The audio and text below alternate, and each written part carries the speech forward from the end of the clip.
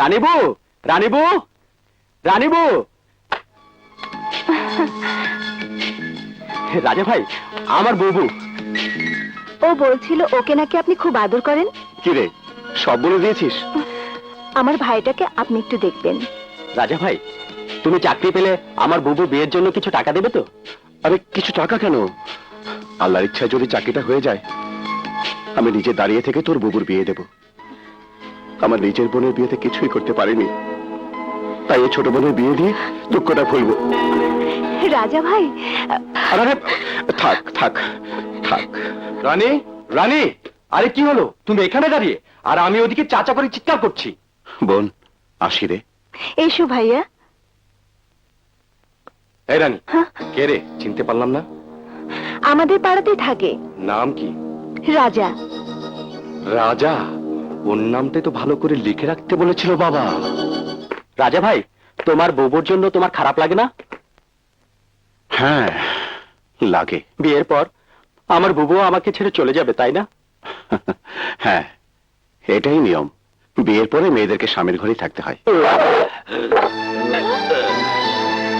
চাই না, আমি কিছুই চাই না।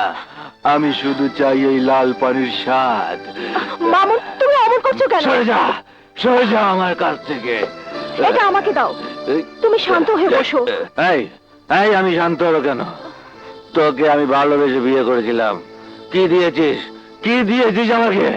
মামুন, আমার যা কিছু আছে, মন প্রাণ সবই তো তোমাকে উজাড় করে দিয়েছি। চাই না, চাই না তোর মন প্রাণ। তোর বাবা ওয়াদা করেছিল আমাকে 2 লক্ষ টাকা দেবে। কোথায়? বল সেটা কোথায়? মামুন, তুমিও এ কথা বলছো? বলবে না তো কি করবে?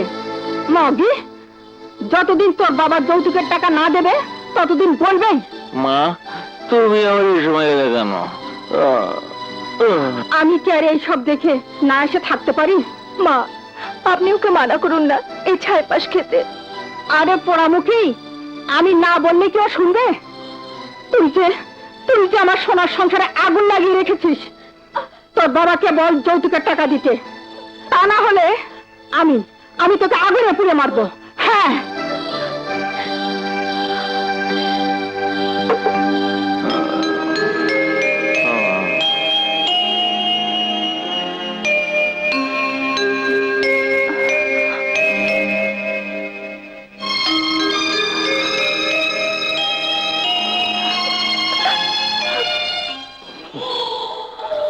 শুনুন, আমি যা যা বললাম সেই মতো কাম হবে, নইলে ঠিক আছে বাবা, হইবে। যান। ওস্তাদ, রাজাদের বাড়ির পানির লাইনটা বন্ধ করে দেওয়ার প্ল্যানটা ঠিক বুঝতে পারলাম না। এত বেশি বুঝতে পারলে তোরা আমার জায়গা দখল করে নিতে পারতে। শোন, তোদেরকেই ওস্তাদ ডাকতাম, ওই শালাকে আমি ভাতে মারবো।